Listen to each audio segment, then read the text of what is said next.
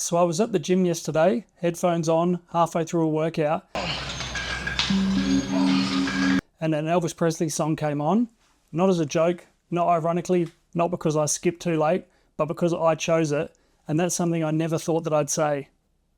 This all come about after watching Epic, Elvis Presley in Concert, the recently released concert film by Baz Luhrmann. I've posted a review on this a few days ago, so hit the link in the description if you're keen for that. But while I was sitting there lifting weights, Elvis blasting in my ears at a level probably high enough that's doing damage to my hearing, it hit me. This really wasn't about Elvis. It was about how music, when paired with a pretty bloody awesome and powerful cinematic experience, can permanently rewire how you feel about it, and sometimes even the other way around. But quickly, if you want to see more content like this in the future, don't forget to like and subscribe. There's a reason that music can instantly take us back to a moment, a place, or even a version of ourselves. Just like a smell can transport you to a moment in time so vividly it seems like you're there. If I smell Lynx Africa or Axe Africa for my US friends, I'm instantly transported to playing GoldenEye on the Nintendo 64 in my older brother's room about 30 years ago. But back to music, music doesn't just live in our ears, it lives in memory, emotion, and muscle. When you combine that with film, with visuals, scale, sound design, and a shared audience, something locks into place. You're not just watching or listening anymore, you're actually experiencing.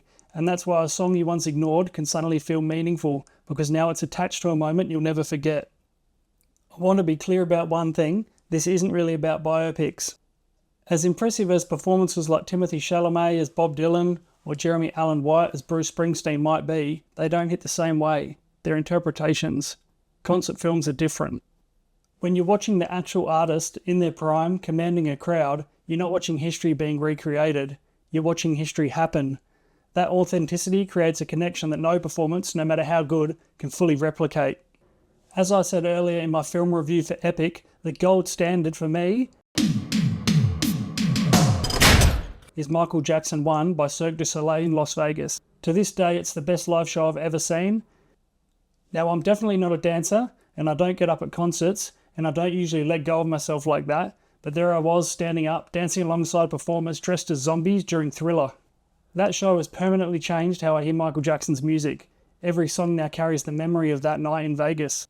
And if I ever go back, I'm definitely seeing it again, no question. And if you're ever in Vegas yourself, you should do yourself a favour and definitely see Michael Jackson 1 by Cirque du Soleil if it's still on. Another example that's resonated with me is the Metallica movie, Metallica Through the Never. Before that film, I appreciated Metallica as a band. I knew Ed the Sandman, and that was probably about it. But the way they blended a live concert with a surreal fictional narrative on the big screen, that was something else entirely.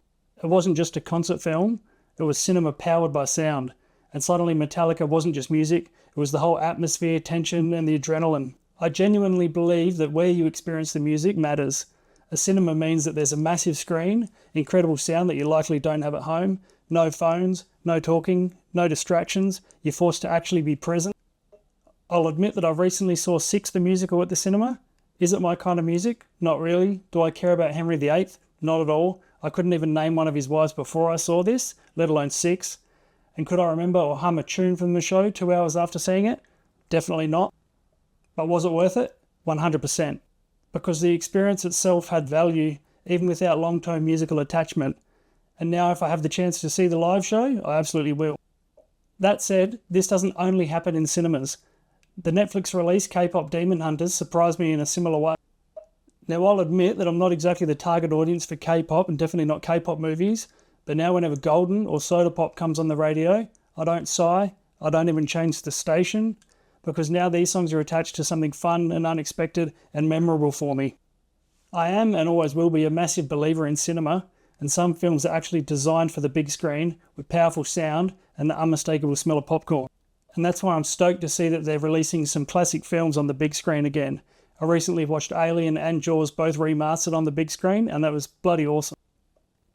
I wasn't born when these movies were actually first released, but I can only imagine how terrifying it must have been to see them on the big screen in the 70s, when all you knew about the movie before the release was from a poster, maybe a newspaper ad, and word of mouth. There was no trailers breaking down half the plot, no YouTube deep dives before opening night. Just the experience, and in the case of Jaws, an experience so terrifying that it actually did serious global damage to great white shark numbers in the years following due to endless hunting of the creature, all because of a movie. Now, all this doesn't just work the one way. I'd seen Wicked the musical twice before the film was even announced, and for someone well outside the target demographic, I actually really liked it. So of course, only a few months ago, I saw the musical again while on holiday in South Korea, and I don't have many examples of many things that are that enjoyable that I actually make it part of my holiday when I've already done it before.